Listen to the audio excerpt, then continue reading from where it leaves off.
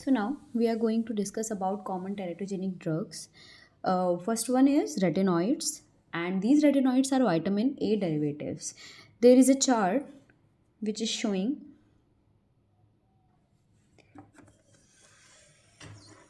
the association of different drugs with the condition. So aminopterin is associated with N-enkephaly, aspirin, cigarette smoking, dilantin, 6-mercaptopurine are associated with cleft lip and palate. Cytomegalovirus we have already studied. Ethyl alcohol is associated with central midphase deficiency and fetal alcohol syndrome. Retinoic acid similar to craniofacial microsomia and trichocolin syndrome. Rubella virus we have already studied. Thalidomide exposure is associated with short limbs, also known as phocomelia. And toxoplasmosis we have already studied. X-ray radiation is associated with microcephaly. Valium exposure is associated with craniofacial microsomia and trichocolin syndrome. And vitamin D excess is associated with premature suture closure.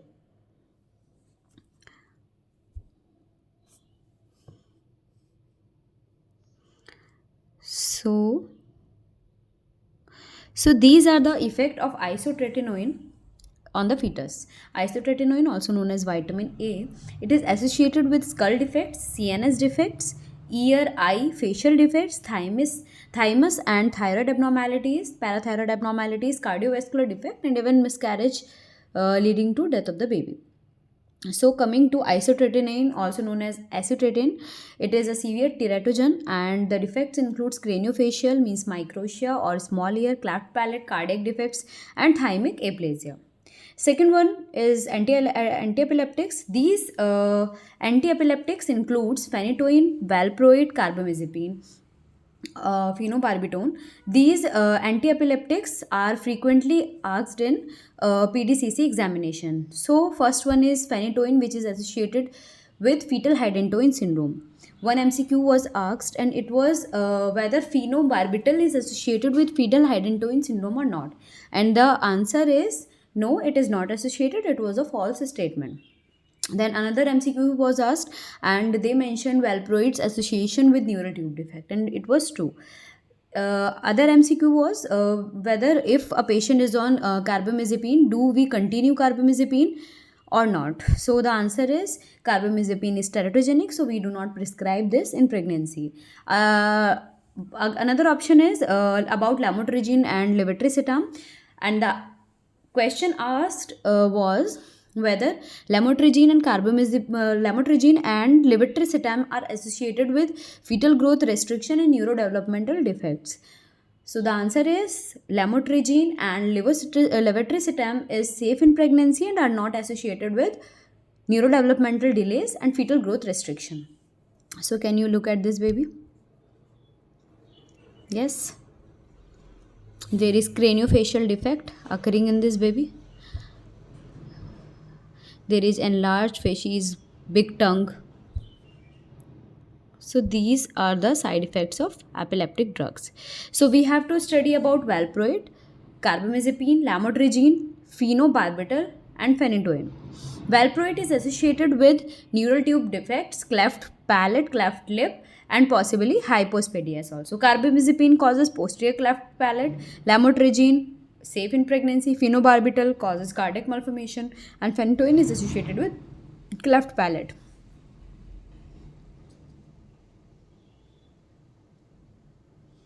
So this is fetal hydantoin syndrome, which is caused by phenytoin. There is cleft lip and cleft palate. There is microcephaly. There is the presence of cardiac defects and hyperplasia of nails and phalanges. Now, for valproic acid crosses placenta. Valproic acid is teratogenic in most animal species. It can cause craniofacial defects, IUGRs, and skeletal abnormalities.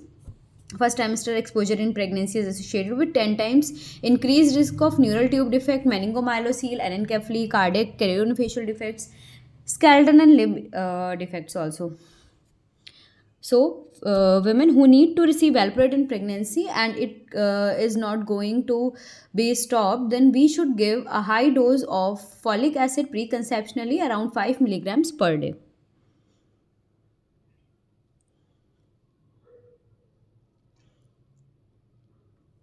The defects that can be possible with these anti-epileptic drugs includes cleft lip and palate, neural tube defects, and growth retardation.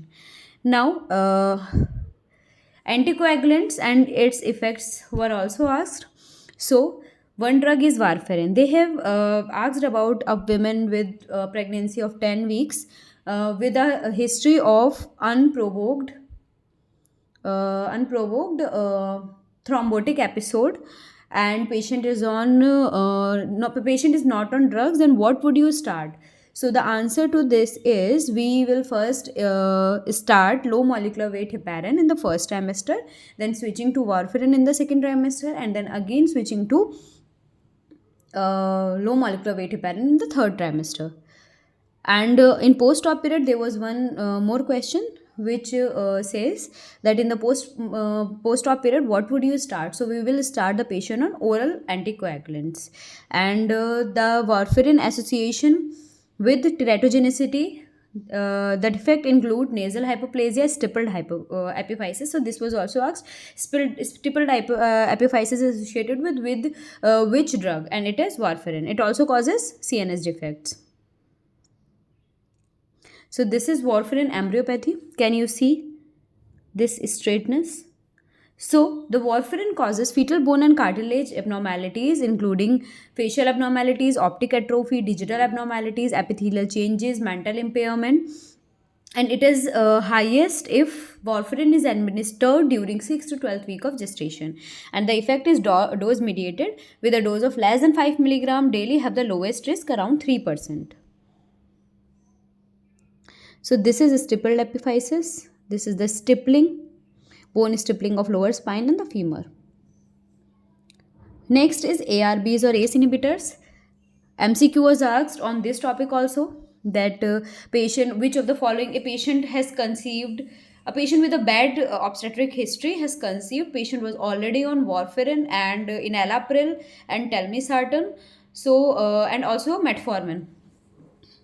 So which drug would you like to stop? So I will continue with metformin, and I will stop telmisartan and enalapril because these are associated with renal agenesis, oligohydramnios, and hypoplasia. Then certain immunosuppressants or antineoplastic drugs. Question was asked on mycophenolate mofetil and azathioprine, and the condition they have associated with these drugs was SLE. So a pregnant patient of SLE on these drugs, can we prescribe them? So the answer to this is azathioprine is safer alternative in pregnancy if the disease is severe, but mycophenolate mofetil is contraindicated. And these mycophenolate mofetil, cyclophosphamide, and methotrexates are associated with limb defects and craniofacial abnormalities. Another MCQ was Mobius syndrome. The Mobius syndrome is caused by which drug? Misoprostol. So, Mobius syndrome is associated with misoprostol. Certain antibiotics can be asked but not asked in the paper. These are tetracyclines, can lead to teeth discoloration. Aminoglycosides causes ototoxicity, and chloramphenicol, gray baby syndrome. So one question was asked on streptomycin. They have mentioned that a patient of drug sensitive TB can be given which standard therapy, and the options was 6 months standard regime that includes intensive phase includes HRZE plus HR in the continuation phase. And as we all know, this pyrazinamide is the most toxic drug, so we avoid pyrazinamide in pregnancy. Also streptomycin causes ototoxicity, so it is also contraindicated. Hence we will use HRE plus HR in pregnancy, not HRZES plus HR. So diethylstilbestrol causes clear cell carcinoma or T-shaped uterus. Androgens causes virilization of the female fetus, and thalidomide exposure causes limb reduction or phocomelia. Okay. Then there are certain other drug that I want to tell about. First one is thalidomide. Just listen, okay. Thalidomide causes proximal limb defects, also known as phocomelia. And in cases of amniotic band syndrome, there is distal limb amputation. So proximal limb amputation is associated with thalidomide, while distal limb amputation is seen in amniotic band syndrome. Warfarin causes chondrodysplasia punctata, depressed nasal bridge, stippled epiphysis, choanal atresia, and this syndrome is called as de Salar syndrome. Now lithium is associated with Epstein anomaly, in which there is atrialization of the right ventricle, also known as ARV. Then paroxetine or SSRI are associated with cardiac defects like ASD. Isotretinoin we have already discussed. Phenytoin fetal hydantoin syndrome is caused, and it is limited to midfacies defect, limb defects, and cardiac defects. Alcohol causes facial dysmorphia and cardiac defects. Misoprostol is associated with Mobius syndrome, in which there is 6th and 7th nerve palsy. So misoprost should not be used in first and second trimester, and it can be given safely in third trimester for survival ripening. ACE inhibitors and trastuzumab is associated with pulmonary hypoplasia and limb reduction. I remember one question was on breast lump, and they have uh, kept a option where they have mentioned that if patient is found to have HER2 positivity and the disease is severe, then we can start trastuzumab in pregnancy. So the option was wrong, and we do not start trastuzumab because it is very teratogenic. Now, methotrexate causes methotrexate aminopterin syndrome, which causes clover leaf skull, microcephaly, micrognathia, and cleft lip and cleft palate. Steroids are also associated with cleft lip and cleft palate if taken before 10 weeks of gestation.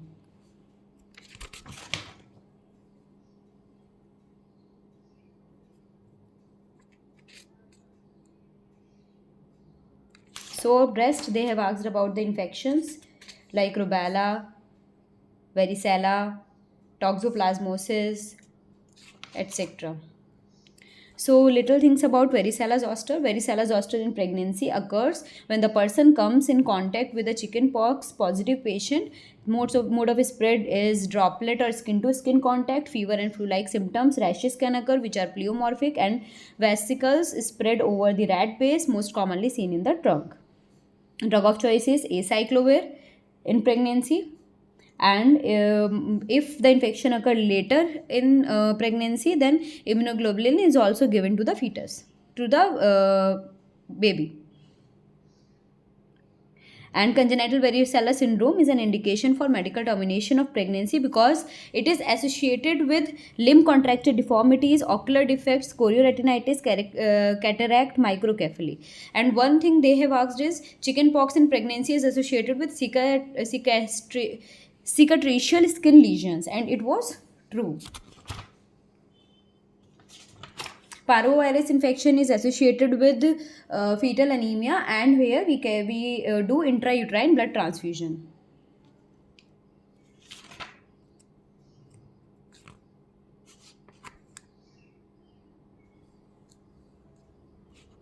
And one question was asked on herpes virus. They have asked whether herpes, where C-section can prevent the incidence of